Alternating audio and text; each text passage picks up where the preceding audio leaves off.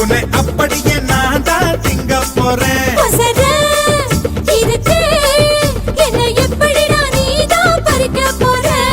அணிலாக மாறினான், அழகாக தாவினான், அங்கங்க உன்னை கடிக்க போறேன்.